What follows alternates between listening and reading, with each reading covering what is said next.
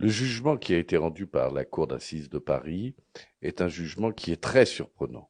Il est très surprenant parce qu'à l'absence de tout élément matériel, de toute preuve, de tout élément médical, il a été décidé de privilégier le récit d'une parole plutôt que d'une autre.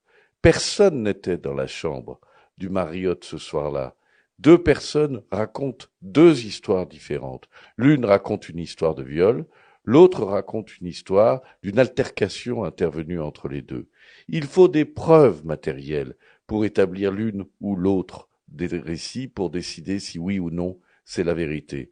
Par conséquent, le jugement, en faisant choix de croire la victime et en faisant l'intention de ne croire que la victime, le jugement, évidemment, est critiquable et méconnaît les principes de la présomption d'innocence. Les expertises médicales qui ont été faites ont démontré qu'il n'existait aucune trace d'ADN dans les organes génitaux de Laura Prioul, ce qui démontre à l'évidence qu'il n'y a eu aucun acte de viol qui ont pu être commis par Saad Lemjaret. Et c'est en dépit de cet élément, c'est en dépit de cette preuve médicale que la Cour a décidé de donner raison à Madame Laura Prioul, ce que, évidemment, nous considérons comme hautement choquant et hautement injuste. Et pourquoi on revient aujourd'hui attaquer à nouveau Saad Mjabet? Alors, pourquoi autant de temps depuis les faits?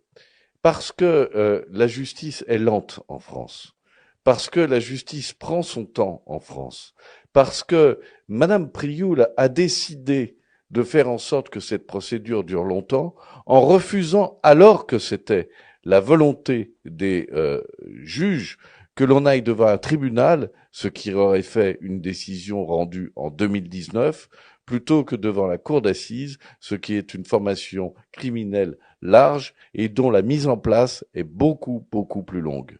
D'accord.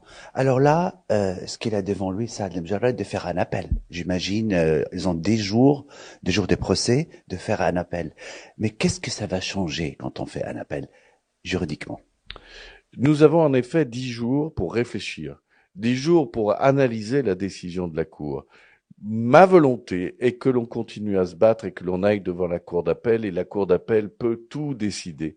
C'est-à-dire que la Cour d'appel peut décider d'annuler le jugement qui a été rendu et de rendre une autre décision rendant son innocence à Saad Lamjared. Et à votre avis, comment ça va finir? Avec l'aide de Dieu, nous estimons que quand il y a deux récits, celui de la personne qui est accusée est celui qui doit prévaloir, et qu'en toute hypothèse, la vérité, si la vérité judiciaire doit être la vérité scientifique, alors Saad Lamjaret est innocent du viol dont on lui reproche la commission.